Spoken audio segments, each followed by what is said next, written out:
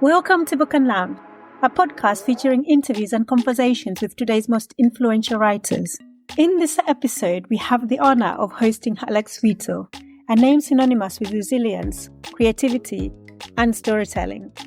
Born in Brixton to Jamaican parents, Alex's journey from childhood in Shirley Oaks Children's Home to becoming a celebrated novelist is nothing short of remarkable. His works, including the critically acclaimed Brixton Rock and the Chronicles Night series, have not only captivated readers, but also shed light on the complexities of urban life and social justice. Join us as we explore what fuels Alex's passion for writing, the inspiration behind his compelling narratives, and what keeps him going after so many years in the literary world. I'm joined by Kay and Taiwo in this inspiring conversation with Alex Wheatle, the Brixton Bard. Alex, welcome to Book and Lounge. Thank you. I know you quite well. Taiwo and Kay, you probably haven't met Alex yet, so I think you probably just start off with introductions. So I'll let you guys go. Okay, my name's Taiwo, and I'm a member of the Afro-Caribbean Book Club. Okay, and that has been going a very long time now, hasn't it, Jacqueline? It's been going, 15, 20 years? Almost, yeah. I think we started off just before 2009. Yeah, so it's a long time. Yeah. Well done. Yeah, definitely. Hi, Alex. Very nice to meet you. Okay.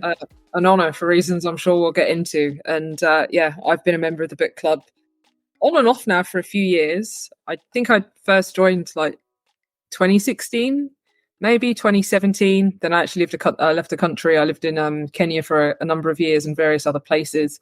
But I eventually made my way back to London and rejoined. So. Okay, that sounds really interesting. Have you considered writing a book about your travels?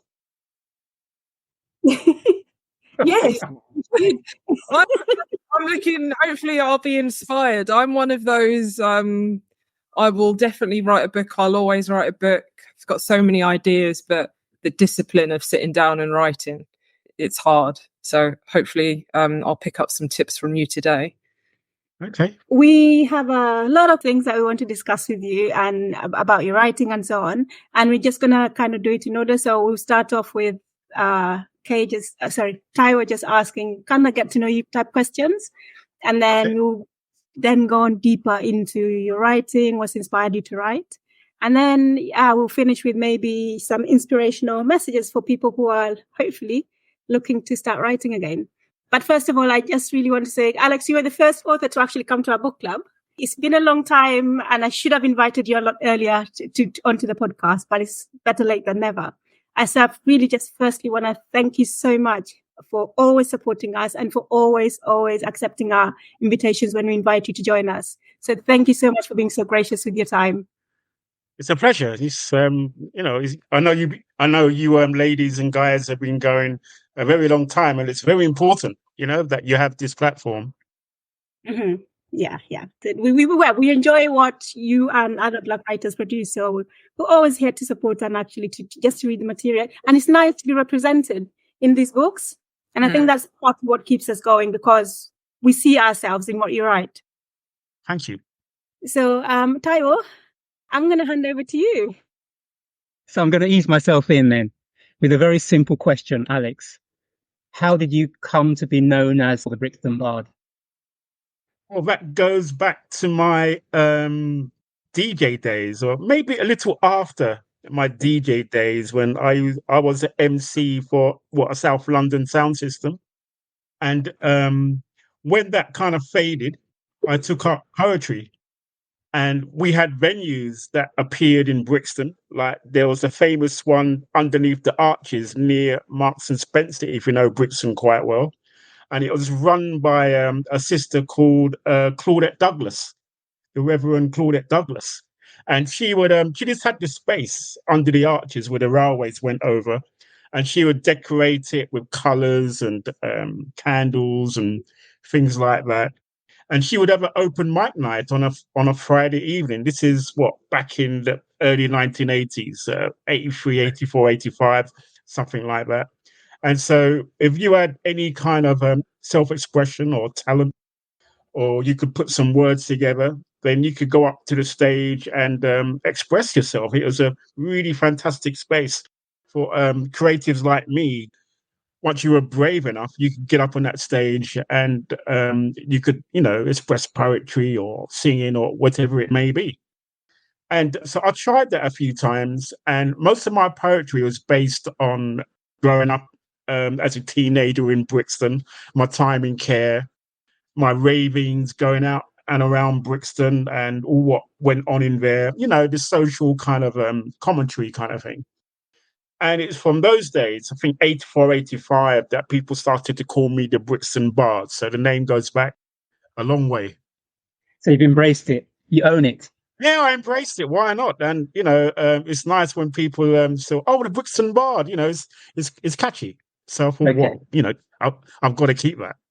Yes. I mean, that leads me into my second question, because you mentioned being part of a sound system. And I did a little bit of research, and I see that you were part of a sound system called the Crucial Rocker sound system. That's correct, yeah.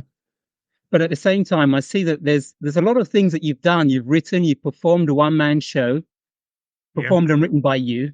You've written quite a few novels as well as non-fiction works.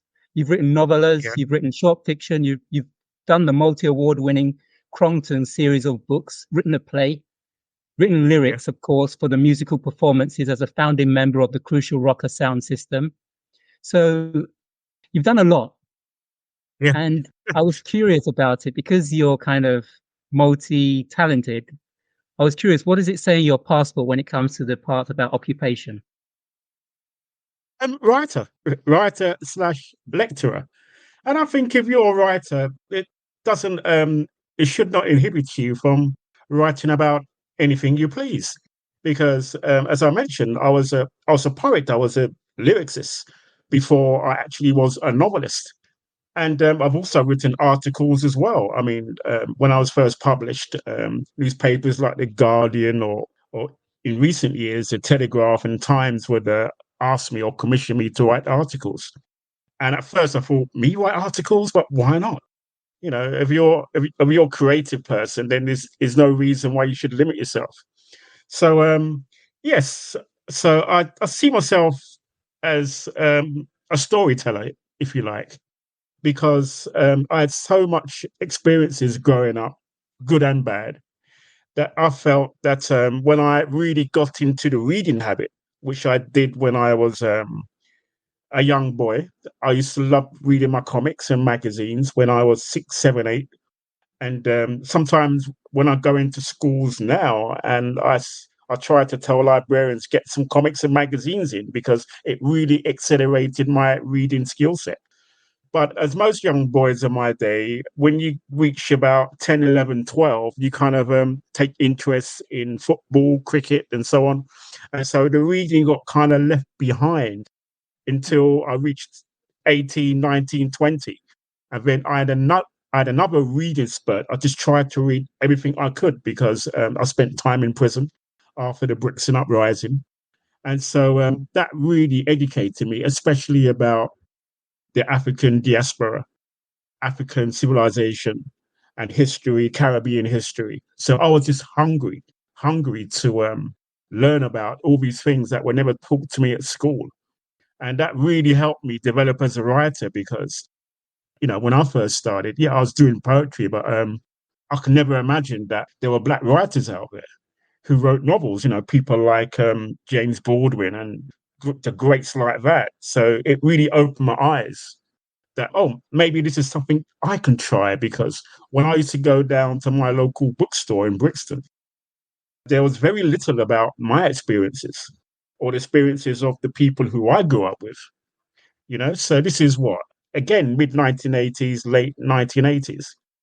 And this is a time when hardly anyone of color, especially from the African diaspora, was being published. I know Margaret Busby was doing her thing, but there was very little. Most of what I read in those days came from Africa or came from the Caribbean, not necessarily Black England or Black UK.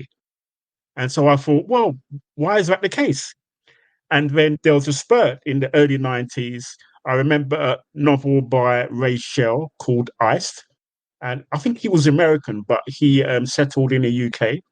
Then Courtney Newton came along with a scholar. I think that was 94, something like that. Then Darren Adebayo, Andrea Levy.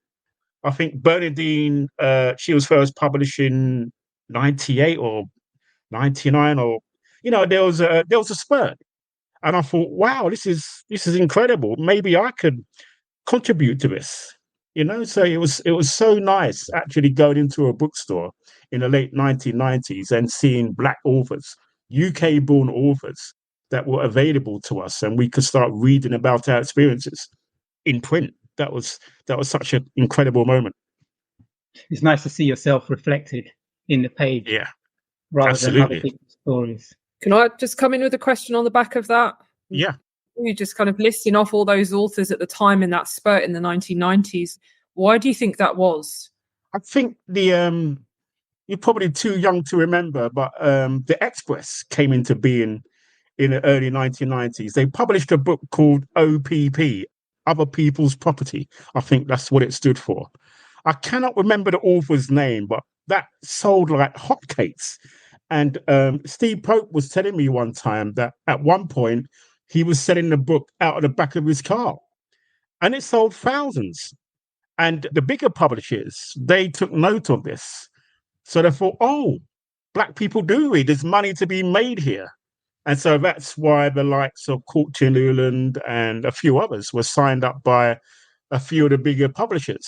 I mean, I was signed by a very small publisher called Black Amber.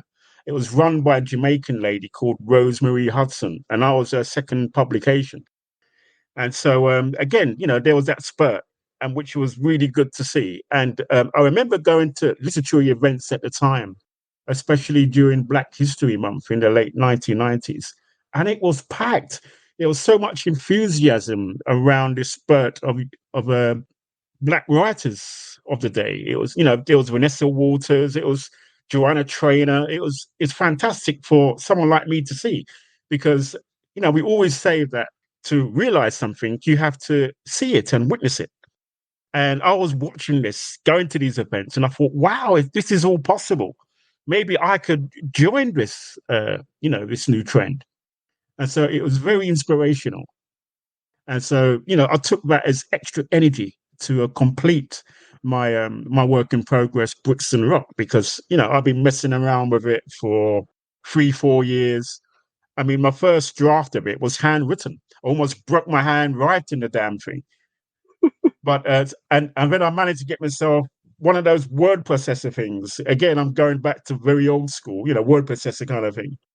And then my first computer was one of those Amstrad things that prints out those dot matrix kind of. I don't know if anyone remembers those. So, but I was all inspired by what was happening in front of me. I thought, this is possible. I could really get published. And so, Brixton Rock was finally published in 1999, and I joined the whole great new movement. Just following up on that, Brixton Rock, is it inspired by at all, the title, is it inspired at all by Brighton Rock? Yes, it is, because I love the movie. I'm a lover of old black and white film noir. I love my Ray Chandler, all those kind of stories, that kind of dark kind of edge to it. And Brighton Rock was, I think, the English version of a film noir kind of Hollywood story. And so, I had the title in my head even before I wrote the book. I just wanted to think, yeah, Brixton Rock will be a very cool title. It was also the title of a song written by a Brixton DJ called Lorna G. And now she's got on to great things. She's an actress now. She calls herself Satara. But in my day, she was, she was one of the very first female MCs, performing on sound systems, all the big top sound systems back in the early 1980s. And so I felt I just had to call my first novel Brixton Rock. Well, many people say this, and I think a number of authors admit to it, that there's a lot of truth and reality in that first novel. It's loosely based on a true story. Talking of stories and the writing process, I mean, was there a specific moment or turning point that solidified your commitment to being a writer? And also, what is it about the experience that made you feel that this was your true calling? Yes, there were two moments for me. One was in prison when I was 18, and I had a mentor. He was a lot older than me. His name was Simeon, and I was on down days or days when there wasn't much to do. I would ask for a pencil and a notepad, and I would work on my poetry. And one day, Simeon asked me what I was writing. He thought I was writing a letter to family or whatever. I said, no, this is, my creative works. And he said, can I read it? And so reluctantly, I offered my pages for him to read. And he kept on nodding. He said, Alex, this is, you're a writer. You're a writer. This is good stuff. This is deep stuff. And basically, it was about how I was feeling at the time, my emotional kind of well-being, if you like. I was trying to write myself well, if you like, by just pouring my agonies out onto the page. And he was really affected by it. And I remember when I left prison, finished my term, he said, Alex, never forget that you're a writer. And so I didn't quite believe him, but that was a big moment. And the second moment was when Courtney Newland, he invited me to his first book launch of The Scholar.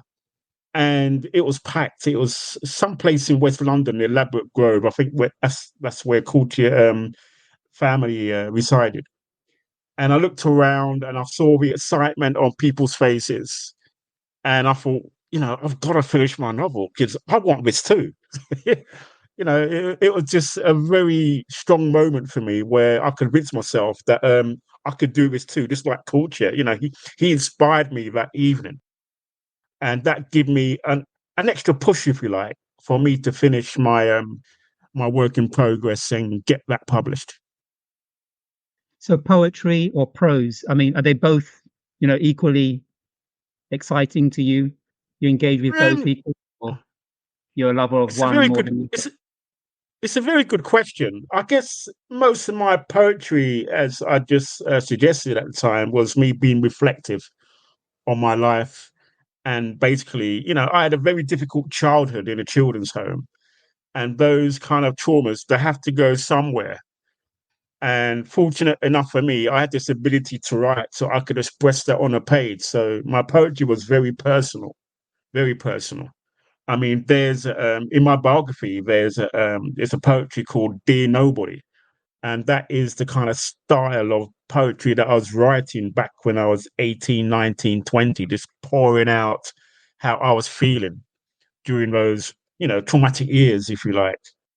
So, yeah, poetry is always very important to me. But I guess because of the experiences that I had, especially when I moved to Brixton, and there was so much drama around me, so much characters around me, that you cannot help but write stories about them.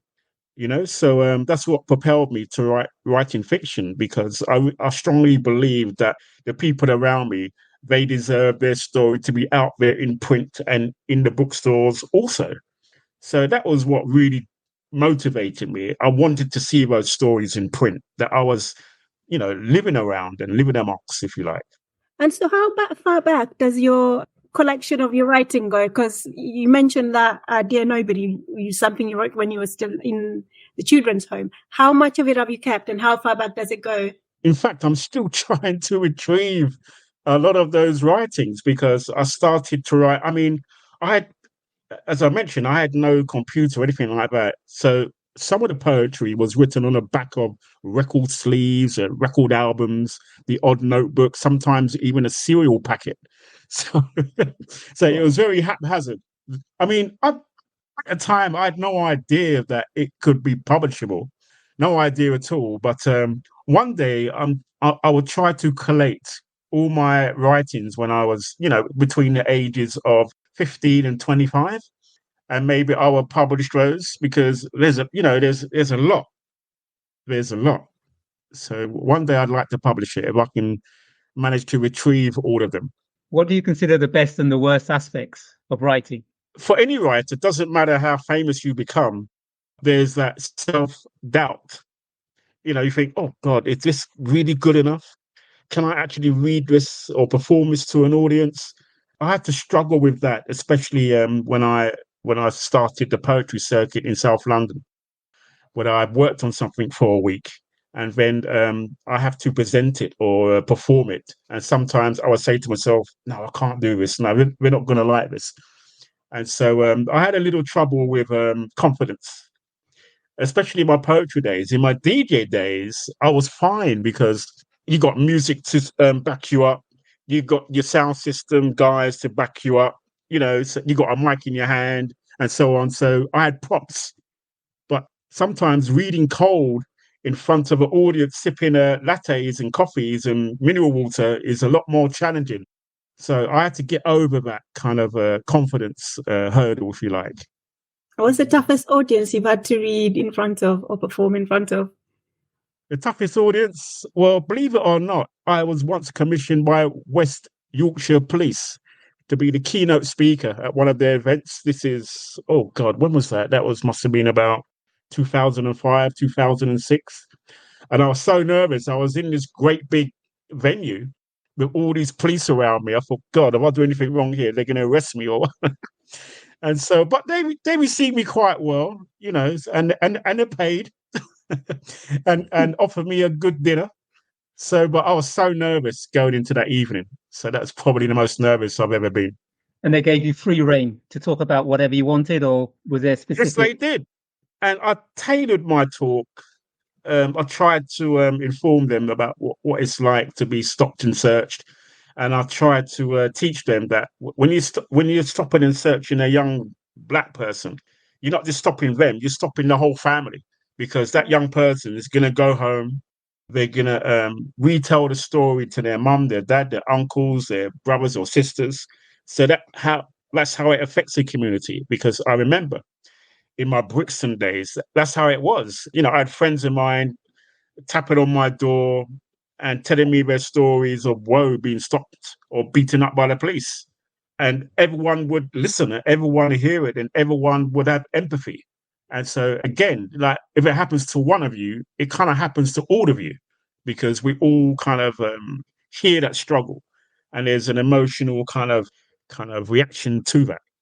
I mean, you've been talking about the issue of teaching, and the fact that you're a lecturer. It seems like you're a natural teacher. So you've also mentioned, your background in the care system with good and bad experiences. So how would you say that your background, particularly in the care system, has shaped your worldview and your creativity? The first thing that I had was empathy. When I appeared this evening, for example, I think one of you were talking about the Grenfell, and the reaction to the report and everything like that. And I think, was it UK who said that you couldn't watch it anymore? Yeah. The news anymore. And I get like that, especially if there's stories about young children being abused, young people getting mistreated, in all kinds of different ways. And so once you experience that, and once you experience that your friends suffered from that, it triggers you, if you like. And that's a lot to deal with. And so my initial books, like Brixton Rock, Seven Sisters, even though I renamed it Homeboys and so on, is based on a lot of truth and reality, because of what I witnessed as a young child, what I witnessed as a teenager, and living and being with fellow sufferers who went through the same kind of trauma that I did. And so there was this desperate need to try and make them visible, if you like, so they're not forgotten. Their stories are important.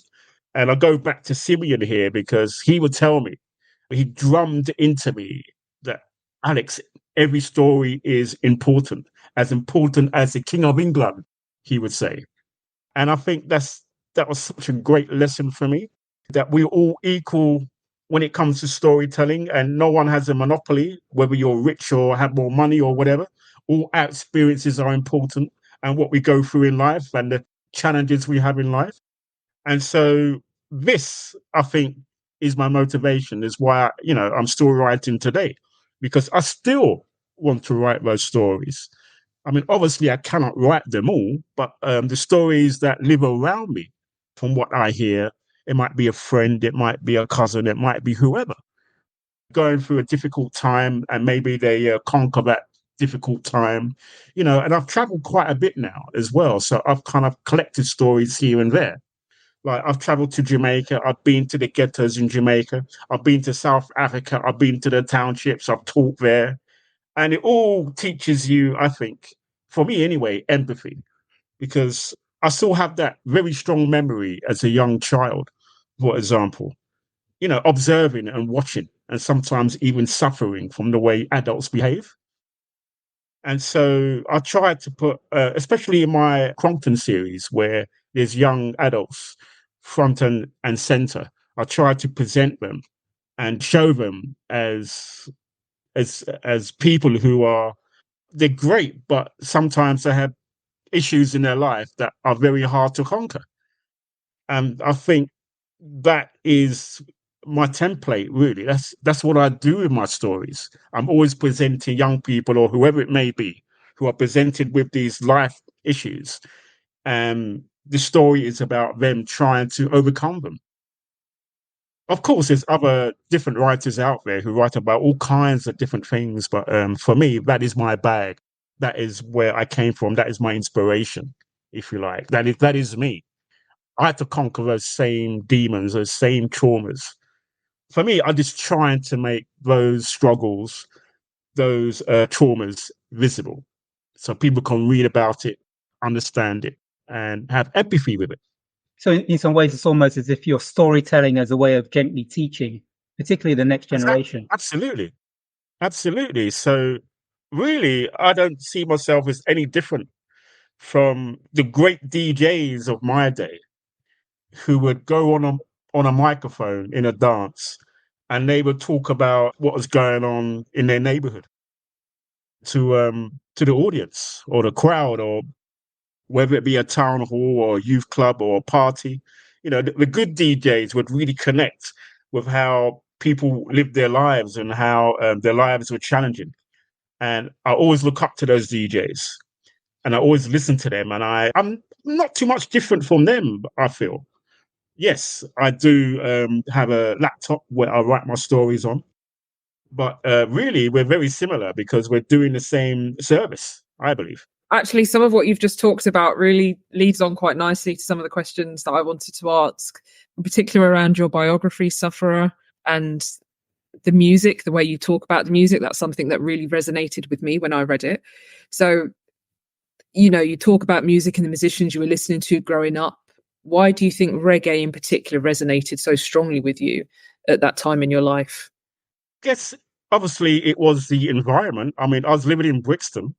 Yeah. And reggae was all around me, from the house opposite, next door neighbor, the other next door neighbor. Everyone had their boom boxes back in the day.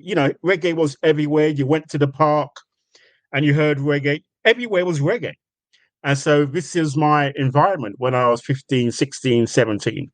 And so I was never a churchgoer. So I wasn't listening to gospel, or I wasn't going to soul clubs like the Cat Whiskers in Streatham that all the soul guys and girls used to go to. And reggae just captured me. It just spoke to me. I remember in school when I was 14, something like that, and somebody played me a Bob Marley track. And I remember the song to this day: "The stone that the builder refused will always be the head cornerstone." And I felt they were singing about me. And I never had that experience in my life before. I grew up in a children's home where it was Gary Glitter. It was Shawaddy Waddy. It was all these pop groups that I thought, what are they singing about? I could not relate to it. Yeah. Now and again, you had your disco groups that were fantastic. And I used to practice all the dances, like the Drifters, Tavares, Van McCoy, Boney M. And I could dance to that, and I could have a good time listening to that. But reggae, it spoke to me deeply. I felt, my gosh. Everyone sees me as some kind of troublemaker or someone who would never do well or someone who's got these issues or whatever. But when I heard reggae, it felt like, oh, I'm not forgotten. My life is not forgotten. We're singing about my experiences. And so that is why I clung onto it. And I think I used the phrase where it was like a life raft in a crazy sea. And I clung on to reggae because I felt I didn't belong to anything. I had no family at the time. And so I felt I belonged to the reggae community because they addressed me and my struggles.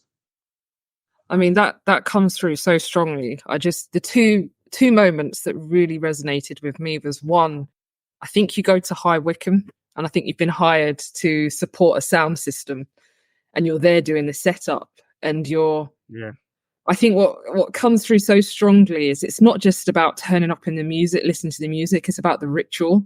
So you're setting up the system, everyone's watching you, and it kind of reminds me, you go to a DJ and you almost want to watch them do their thing as much as you want to listen to what they're going to play. Oh yes. That came through. I was very geeky about that. Very geeky. I was a reggae nerd, I really was. And so it was a ritual. It really was a ritual, especially seeing the bigger sound systems of the day. I mean, Josh Shucker, he passed away, what is it, last year, I think it was? And he had a big night, didn't he? In, I think, Deptford. Was it, what's that university down Deptford? What's it called again? Goldsmith, yeah, that's right. I think they held it there and thousands of people turned out. Reggae heads turned out. I thought that was incredible. And yes, they usually when they pass, they usually go away with these massive funerals, and people think, "Who's he?" But they were very important members of the community back in our day. Yeah, because these were the days when we hardly saw black people on TV as we do now.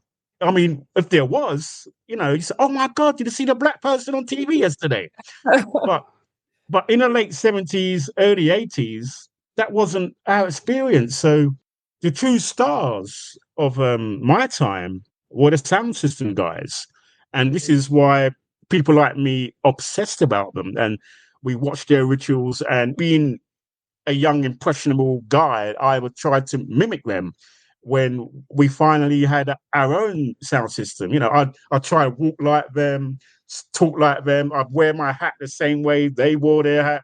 I had my Cecil G top with a G.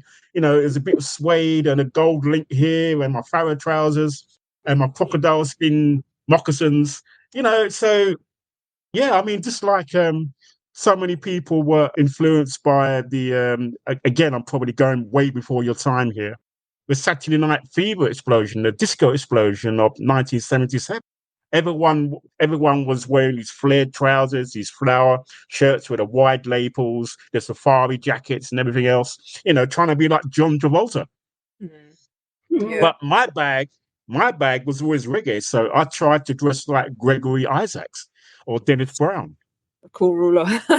Yeah. The cool ruler, absolutely. Yeah. And you mentioned Josh Shucker as well. There's another bit in Sufferer. You just said you talk about the needle drop, and then the vocal comes in. Every man do his thing a little way different. Yeah. That line, and that's a song I grew up hearing all the time. You did? Wow. Yeah, I'm assuming this is Errol Dunkley, right? I needed actually a. That's right. Yeah. When I was reading your book, it really took me down like memory lane, and I've been to parties with elders and that song drops and it's almost mesmerizing, the impact it has on the room. It is. Kind of understand it, but I kind of don't. And I just, the way you did and just talked about that effect the music had, I just thought that was so cool. It did.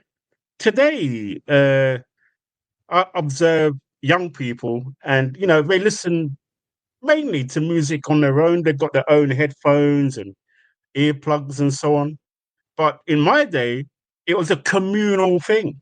Yeah. And so if you can imagine thousands of people attending one of these incredible venues like Brixton Town Hall, and there's thousands of people there, and you're hearing a song that no one in that venue has ever heard before, apart from the guy playing the sound system. And if it was an incredible song or tune, can you imagine the excitement? You know, being the first to hear this song or that bass line or whatever it may be, it was incredibly exciting. It really was. It was a great time because, you know, during the week, it was a tough time for many Black people. When you went to work, you was treated badly by your boss. You know, sometimes you had to put up with racist terms and, you know, that micro kind of racism that sadly sometimes still exists today. But back then it was like an everyday kind of experience. You know, you need some release, don't you? You need some kind of release to be yourself. And that's what, again, what reggae music done for me. It just made me release all the pent up anger inside of here that, oh, you know, at least on Friday night, Saturday night, I can just release myself and I could be with people who are like minded to me, who needed the inspiration, needed some kind of release for that weekend so they could deal with going to work on a Monday. Yeah. And by the way, 10 points if you can name the backing vocalists in every way different. Oh no, everyone done Janet Kay. Janet Kay. Oh, because Dennis Bovell, didn't he produce it? That's right. He produced it and Janet Kay provided the backing vocals. Yeah. I told you I'm a nerd.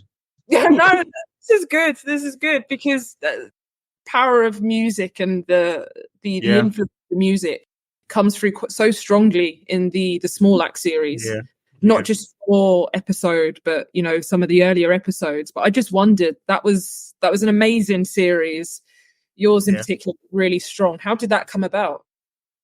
I remember my agent tried to get me in the writer's room. She said, Alex, this incredible series is being created, and I think that you could really contribute.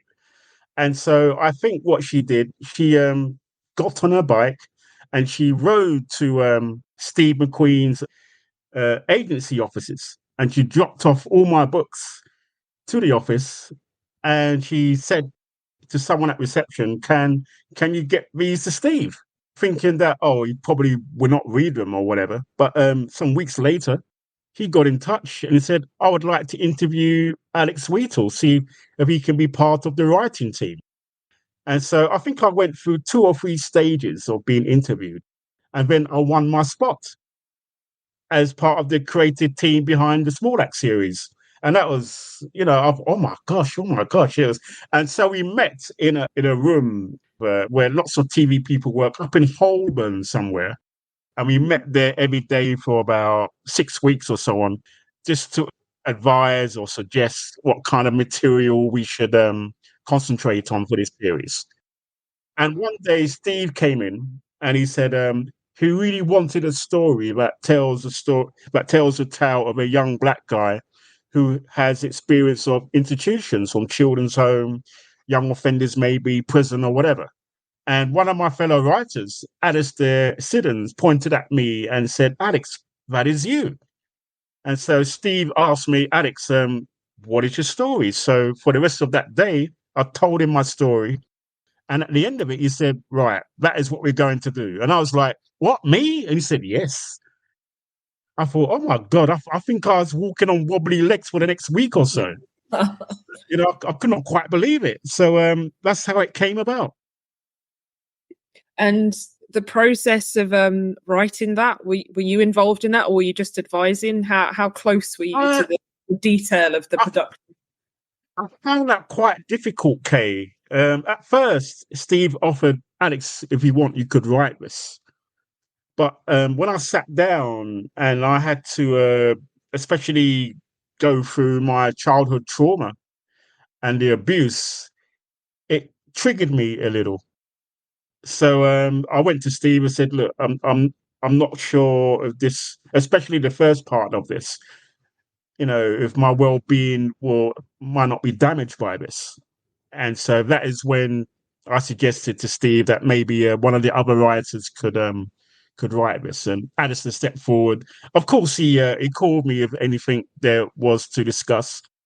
I guess that's the reason why the initial scenes when I am a child, not rushed through, but not really concentrated on. I mean, we talked about this black pain and how much black pain, especially a child's black pain, should be used as entertainment.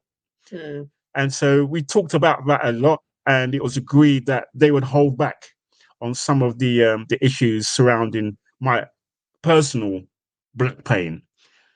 So I was thankful because of that, because I think otherwise I could not watch it again.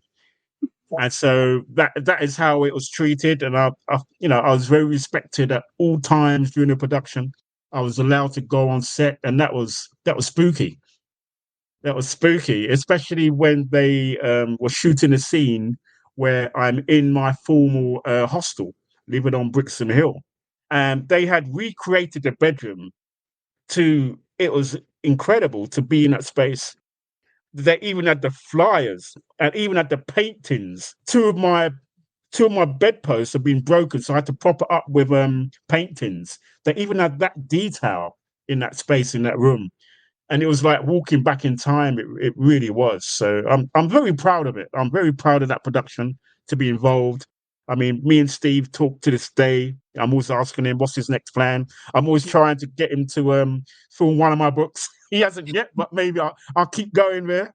So it was a wonderful experience. It really was. Yeah, that's really interesting to hear you say there was moments they held back, and that idea of not dwelling on certain details or just managing them with respect, because there's a very particular scene in the gym, which it's this kind of long shot. That scene still remains with me, and that's one of the things I like about Steve McQueen as a visual director. But that scene just said everything about how isolating it must have been. Yeah, and that comes through as well. But absolutely, definitely. it was. Yeah, as you say, he's a visual director because he's an artist. Yeah, I think he won the Turner Prize, didn't he? So he really works on the visual. And working with him, like Alistair was saying, that he's written all this great dialogue, and Steve will cut it. So no, let's just do the visual. So he's very much like that. He's kind of like Clint Eastwood does that too. Very minimal dialogue, but it's the pictures that he wants to concentrate on. Because the BBC were quite resistant. I mean, when Steve suggested that he wanted to make these into mini movies, the BBC resisted because we had a start time at 9:00. And the BBC insisted that they still want to run with their 10:00 news, on a Sunday night or whenever it was broadcast. They would stick to that and said, no, we want to put in the 10:00 news. And Steve would say, well, you put in the 10:00 news, you might lose many of the viewers after that. So, it's very difficult. So I think the police story, the Leroy Logan story, he managed to get an hour, 20 minutes. I think with Mangrove, he got 2 episodes. But hopefully one day there will be a director's cut. I'm really hopeful that there will be, because I know he shot a lot of material. So we'll have to wait and see whether that comes forth. Okay. So how many people were in the creative writing group? 6 of us. 6 of us, yeah. Me, Culture, Alistair. I cannot remember the Asian writer's name. Yeah, six of us. Every day we'd get together and we'd hammer out ideas, suggestions, and so on. Yeah. And how did you find that as a process, from someone who's used to perhaps kind of sitting down by yourself, writing on a laptop? How did you find that process of then being in a room and writing with people? I enjoyed it, Kay. I really did, because being a writer, especially a novelist, you're on your own and you've got to work out your own solutions, So, and sometimes you feel the burden of that. And sometimes you get up in the morning and nothing is done, because you get a bit of a brain fog. And sometimes, like everybody else, a writer has their bad days and you have your good days. But when you're in a room with 5 other people, hopefully at least 3 of them are having a good day, so you can get something completed or done or decided on. So I found it very helpful in that way. And just a final question from me. It's you kind of mentioned that setting in Brixton, and almost something I took away from Sufferer and from the Small Axe film. It was almost like a love letter to reggae, but also a love letter to Brixton in some ways as well. You talk about the character, the affection. So I just wondered, are you still based in South London? Do you still follow local politics? No. I lived in Clapham Junction for a while, where I raised my family. My wife, she comes from Battersea, and we lived on Lavender Hill. But during the pandemic, we decided to move. I now live in Leighton Buzzard. Been living here since we moved during the pandemic, so we've been here just over 3 years. I like the quiet of it. Obviously, there's not the reggae that I used to hear so much when in my days in Brixton, but it's more affordable once you move out of London. London's crazily expensive now, and I didn't want to spend so much money on a 2-bed little front room or whatever. I wanted a garden. I wanted a decent value for the house that I'm buying. So I believe I found that, and I'm very content up here. I can get more work done here. Unfortunately, I was diagnosed with prostate cancer just over a year ago, but I'm getting treated for that now. In fact, I feel so much more better than I have done. So that's great, and hopefully that will continue. So give thanks. It could be a lot worse. And 2024 is 25 years since Brixton Rock was published. In fact, I'm just concluding a deal with the National Theatre for a theatrical adaptation that will be directed by Clint Dyer. So very much looking forward to that. The Chronicles series is now finished filming, and that will be available on BBC iPlayer next March, I believe. And it's been edited right now. So it's sometimes I have to pinch myself. Oh my God, it's just really happening from a guy who's just writing poetry, just writing reflections on my own personal life when I was 15, 16, 17. And now I have all these projects going on. It's been an incredible journey. It really has. I'd like to give back now. So I'm trying to give back in various ways, youth theatre and so on. When I go to school, sometimes I donate books so young people can read those books, especially the Chronicles series, because reading is so important. It really saved me, because when I had nothing, I had this ability to read when I was very young. And I think in the end, that saved me. It really did. So I just want to give that experience to young people, because if you can read, that's half the battle. When I used to go into prisons a lot and young offenders institutions a lot, most of the people that I find there, they have trouble with reading. Some of them can't read at all. And I think that's a crying shame, for a country like the UK, that you can have the school experience and come out of it not being able to read. That, for me, that's tragic, So we need to get more of our young people reading, I believe, especially in the Black community. We really need to work on that. That's why it's so important to keep on doing what you're doing, and hopefully young people can join you, and they could hear about recommendations or books aimed for them, perhaps, or it doesn't matter what, 'cause everyone's different. We all have a different taste. Like sometimes I like to read historical novels. Sometimes I like to read poetry or crime. So I don't think we should be pushed into any particular genre. It's just what interests us. And if we can excite young people in reading or so on, because once you can read well, that means you can study anything if you can read well. And we need to acknowledge that and try to foster that as much as we can, so we can prepare our young people to go forward. Definitely. So you started off with adult novels, and then now you're writing for children. And I just wondered if you had any plans to go back to writing adult novels? Yes, I do. I'm just preparing a Once Upon a Time in Crompton book, so I want to take it to a more adult space. Yeah, that will be an exciting challenge for me. And I always like going back to Crompton because I'm not hemmed in by the geography of Brixton or South London. I can just create how I want to create, and I could really world build. Sometimes when I teach at university, I have all these young writers who want to write Tolkien or fantasy or whatever. I always stress the importance of world building. And this is what I'm really enjoying with Crompton. I can make Crompton be what I want it to be. Like I can have a bowling alley here. I can name my own bar there. I could create a green or a park. Everything I want, I can create. And that's the exciting process about me building this Crompton brand, if you like. So I want to continue to do that. The next book will be in an adult space. I'm really looking forward to that challenge. Do you find the writing experience any different when you're writing children's and adult books? Yes, I do. With children's narrative, you have to be more punchy. You have to be plot driven. In fact, it's very much suited to writing for film or TV because you have to be immediate. You cannot linger to smell the roses or take tangents. So yeah, it's a different kind of genre. It's a different skill set that I had to learn.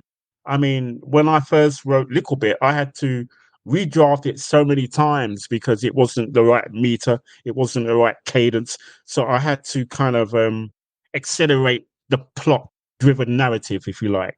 I had to learn that skill. And so, so I served my apprenticeship. But really, in a way, Brixton Rock, Brenton Brown, when we meet him, he's only 17. So I guess we can term that as a young adult novel, really. It just got more adult kind of themes into it and probably more swear words. But it's still about a young person who's only 17 years of age. And so you've spoken about the importance of representation and just really having diverse voices in the books that we read. Do you feel that for you, is that a burden, or do you feel that you write about it because it's what you want to write about and you want to give these people space in literature? Or do you feel that you're kind of hemmed in and that's what or at least that's what you're expected to write about? It's a very good question, Jacqueline. In fact, if I can answer honestly, it feels like all three at times. At times, it does feel like a burden. I mean, I wrote a book called Home Girl, and that's about a young white girl who's in the care system. And the social worker tries to find her a foster family that she can place her with for a while because she's always run out or run away from other foster placements. And the last one left is a black couple that the social worker tries to place her with. And those stories are just as important to me as any other story.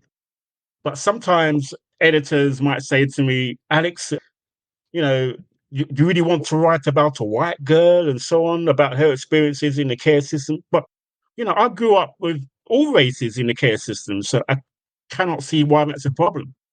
So it's all part of my storytelling experience and my lifetime experience. So I should be allowed to write a story like that without people questioning my motivation to write a story like that. So yes, that sometimes I do feel it's like a burden, but as you suggested, there are other stories like Issa Rae Lane and so on where I feel, right, I'm writing this story. So people who come across this story know the authenticity of what it was like to live in 1980, 81 Brixton at that particular time, because I haven't really read a narrative that includes that, not up to the point of writing anyway. I mean, all I had to go by for reference was Linton Kwesi Johnson and his poetry. So I had that on a loop when I was writing it. So I felt that was very necessary to write that narrative. So there's a document. If anyone's studying what happened in Brixton in the early 1980s, they can reference my novel and say, oh, right, this is what the experience is. This is what the experience was like for young Black people of that day. And for me, I don't see that as a burden. I see that as a responsibility, if you like. So there are stories that like that I still want to write, but there are other stories that I want to write that might be outside of that, and that's okay, because I feel like I'm a creative writer and I should be permitted to write about any story that I fancy. Mhm. So what It's a very then? good question. Sorry. No, I'm just repeating that it's a very good question. And I'm sure other authors might have a different take on it. So then if tomorrow you sat down to write about anything that wasn't relating to your experience or representation, what would you write about that would surprise us? Again, that's a very good question. I mean, going back to what happened this morning with the report of the Grenfell fire. And again, it made me very tearful when I was hearing a family talk about their experiences. And this seems to be repeated in the UK for some reason. These scandals keep on emerging. These cover-ups keep on emerging, you know? Like we had the blood scandal. We had the Windrush scandal. We've had so many scandals where great corporations have done their very best to silence the innocent victims. All kinds of issues there. And I'm thinking, why is that the case? Why does this keep on happening? You know, scandal after scandal in whatever institution it may be, whether it's government, whether it's a care system as well. And so after today and hearing those testimonies, and especially after the post office, and, you know, it's like one comes every other month. So I'm considering something along those lines, you know, trying to address why does the UK keep on producing these scandals, and why do politicians keep saying this will never happen again, we will learn our lessons, but they never do. And, you know, whistleblowers are never listened to. They're always ignored, like we heard in the latest report. And, you know, that's really disturbing, where we still have this class issue in this country, where if you're not of value, if you don't have a loud voice, if you're not on TV or whatever, then you're not listened to. And this goes back to my original motivation, why I started to write in the first place. There's this culture of silencing those who are suffering, those who are victims, those, you know, who are not listened to. I mean, I heard that this goes back, Grenfell fire goes back over 2 decades, where residents were complaining about this fire safety issue. To think of those 72 lives just lost because they weren't listened to is heartbreaking. It really is. What happened with the post office? Heartbreaking again. The care system, you know, I could go on and on and on. And it just seems to be, why is this so prevalent in the UK? So maybe one day I might have a big, big rant about that. Well, we look forward to it. So then what advice would you offer to writers or people who are looking to get into writing, especially those from underrepresented backgrounds? The first thing that any aspiring writer must think about: what are you passionate about? What drives you? What makes you angry? What makes you really angry? Or what makes you really happy? Once you have that behind you, you have this passion that you want to relate this story.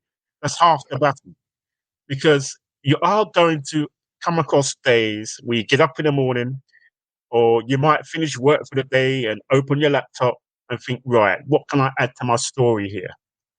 And sometimes you think, oh, you know, I don't feel like this evening. Oh, I'm going to watch TV or watch Rings of Power or Coronation Street or what it may be. And that might repeat the next day. And before you know it, you haven't written anything for a week or 2 weeks. But if you have a passion driving you, like with my empathy passion, if you like, my search for social justice, my search for people to be visible, that's what drives me. That's what gets me to my laptop when I'm not having a good day. When I'm thinking, right, this is necessary. I need to do this. This story needs to be read. So yeah, find your passion first. I mean, we can edit later. We can shape a narrative later. We can improve. We can get advice. We can get somebody to read our work later once we get the narrative down.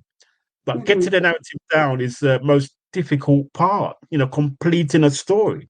I've had many friends come up to me and says, "Oh, Alex, I started this story," and I call them up, say about 3 months later, how's the story going? Oh, I didn't quite have the time, or I didn't know quite how to finish it. So find your passion first, whatever it may be. Find your passion first. Thank you. Now, to my final question before I hand it back to Kay and Taiwo if they have any other questions. Safara, your memoir is a lot of music, and it really just shows how passionate you are about music. I did want to ask you, if you had to choose 3 songs to take to a desert island, should I say, which 3 songs would you choose from your huge collection? Oh, that is such an unfair question because I'll probably go to 100. There's a song by the Chronicles. It's quite rare actually. It's a collector's item. Children of Jah. That really connected with me when I first heard that way back in 1977. Children of Jah shall not suffer. Oh yeah. More than what they can really bear. And again, as I suggested before, those lyrics just spoke to me. Like they were singing for me. And so that would be one of the 3. Can I choose a whole album? Fine, you can choose a whole album. Exodus. So may I choose Bob Marley Exodus album? Not so much about the music, but because of the moment when I first heard it. It was such a momentous moment in my life when I heard that album for the first time. It was like handling an Oscar, to get that vinyl out of the record sleeve and watch the needle drop and the opening song came into being. It was just a magical, magical moment. And then I have to choose a Dennis Brown song, I think.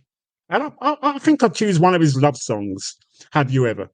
Have you ever been in love? I think what you should do, though, you should get I don't know what you call these people, but someone from your publishing company to actually do a soundtrack, a Spotify soundtrack to go with Safra, because when you are reading it, I was stopping and then Googling some of the songs. Right, okay. I Googled Skanking as well, because I didn't know what Skanking was. So it was a musical experience for me. That's a good idea. I might ask them to do that. Yeah, we'll see. Watch your space. My final question then, I wanted to ask about the first record that you chose, although the second one, the album, also that overlaps. Now, the first record that you chose, as you said, by the Chantels, it has a lot of religious symbolism. It's almost like preaching. Yeah. And the Uprising album by Bob Marley, there is a lot of heavy symbolism when it comes to faith and religion there as well. I wanted to know whether faith plays any active part in your writing and in your life. Yes, it does. Yes, I have to say yes. I mean, I would never call myself, a devout Christian, but I do believe in a higher power. Sometimes I used to argue with my Rasta brethren that, how do you know God is a he? I'd always have these questions. And I think that's another asset for a writer to have, to always question everything. And so I used to go to the 12 tribes meetings in Kennington, where the Rastas had this centre where you could learn about Black history. You could read the Kebra Nagast, the Ethiopian Bible. And I used to go to classes there and learn off these guys. And again, I'd always question, do you really believe Haile Selassie is God and so on? And but what I liked is the identity it gave you, the Rasta movement. Because I had experience of going to a Catholic church when I was very young. And it was quite obvious that I was seen as inferior because of the color of my skin. When you're very young, that's quite disturbing.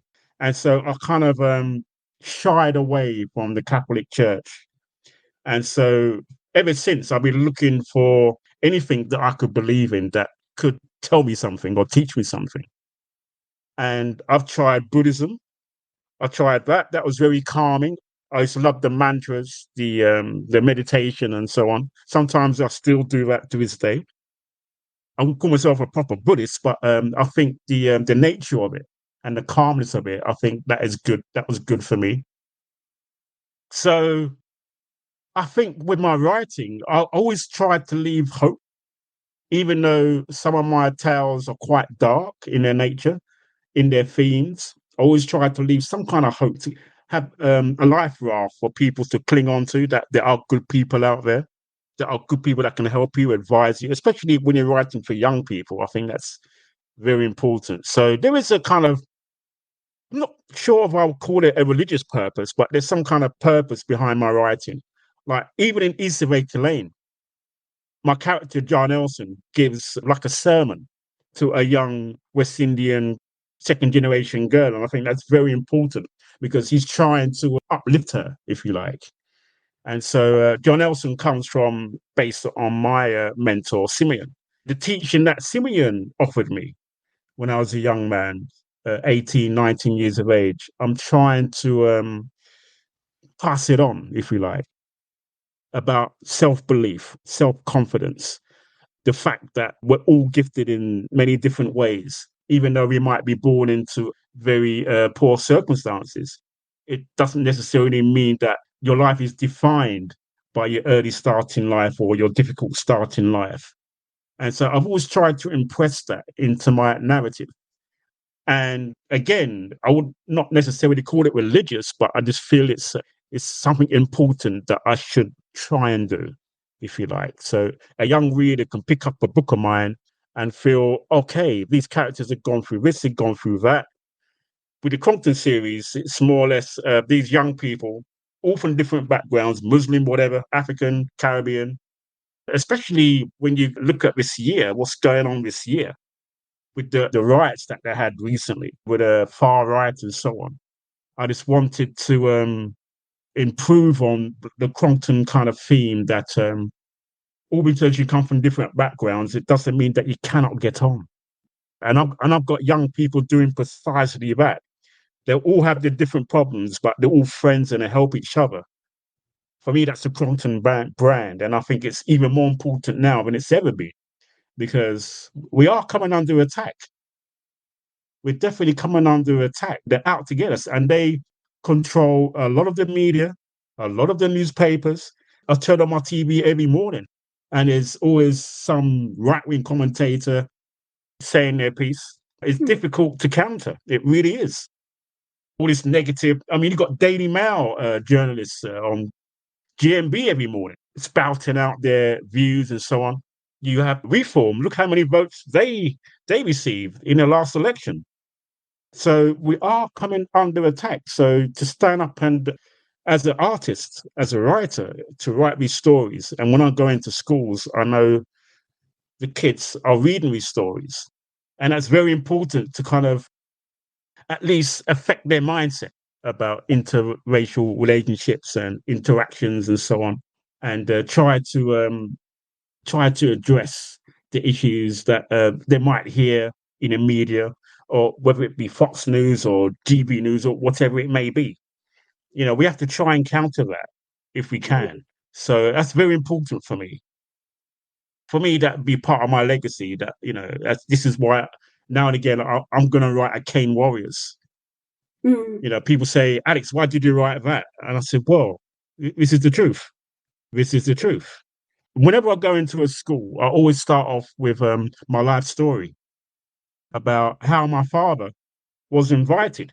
He was given a British passport to come and help rebuild the country, as many were in the Commonwealth. And it seems that narrative has been lost or not taught properly. And this is why Black History Month, this is why, for example, Andrea Levy's book, Small Island and so on, is so important. We need to keep pushing it. We need to not dismiss or forget those books or those narratives. We need to keep on teaching it. So young people growing up, they have the influence there. They can read about that influence there. So they can be taught a different narrative rather than the one that's out there right now. Because it's quite dangerous and it makes people hate and makes people question our validity living in this country and making a living in this country. So we have to stand up and say, this is our story. Yeah. This is why we're here, and so on. Yeah. Is that a rant? Sorry. No, we're happy. we rant quite a lot ourselves, so Yeah, it's interesting. So just a lot of what you've touched on, the things that we've talked about, prompted by obviously some of the writing, the books we read. So yeah, thank you for capturing those stories. I think on the back of Sufferer, I think one of the reviews or some of the blurb cap talks about a social commentary, and it really does feel like that. I could talk to like elders of my family and they'll tell me about these things. And sometimes I'm not sure people quite believe it, or it's so overwhelming, the stories, but having them written down, having them there, being able to point to them and use that as evidence you talked about, as proof that a life was lived and this was the experience. Thank you for doing. Thank you. It's very important. Thank you. Yeah, and one thing I always find that with your books, I always feel as if I'm there, as if whatever's happening, I'm actually there. I'm experiencing it at the same time. That's one aspect of it. And then the other aspect is we all have different backgrounds, and there's so many things that you write about that without you actually writing about them, I would not have known. So that element of empathy that you talk about, and actually for me, it helps me to see, if I see a young man on the street, I'm actually not going to judge them because I have no idea what their background is, what they've been through. And that's part of that comes through from reading books like yours. So I do really want to say thank you for putting pen to paper and bringing these stories to us. Thank you. That means a lot to me because, again, I'll go back to this reading experience of young people. If they could read about each other. I mean, I was once laughed at this suggestion that if more young people read, there'd be less knife crime because there'd be more respect and empathy for each other. And I remember I was laughed at. Obviously, it won't solve all of our woes, but I think it can help. It can really help. We need to empathize more with each other and where people are coming from and their struggles and everything else. If we read more, then that can only lead to empathy. Who are you reading at the moment when you're not writing? My reading? Yeah. I like to read a lot of YA fiction because it's more immediate. I don't read too much literary fiction these days. I don't know if I've lost the patience. But because I'm in the YA genre, I get sent a lot of these YA books, and they're very exciting, very entertaining, very scary at times. So this is the one I'm reading at the moment, Young Gothic by M.A. Bennett, which I'm finding really, really good. It's a story about young people going to Lake Geneva, where Frankenstein, the story of Frankenstein, was created. Yeah, I definitely recommend it. It's got me hooked. So that is my reading at the moment. But I've got piles and piles of books that need to be read. So I need to get cracking on with my reading. But that's what I'm reading now. Young Gothic by M.A. Bennett. Oh, and I read Mallory's biography, which is incredible. So Mallory Blackman, I think, what's the title? Just Say It? Something like that. So I'd recommend that too. I've read that a couple of months ago. Fantastic. I mean, what a writer, what a woman she is. I think we could actually go on for another hour. I'd actually probably bring it to a close there. Unless, Taiwo, you do want to say... Got nothing to add except thanks. Thanks for writing. Thank you for having me.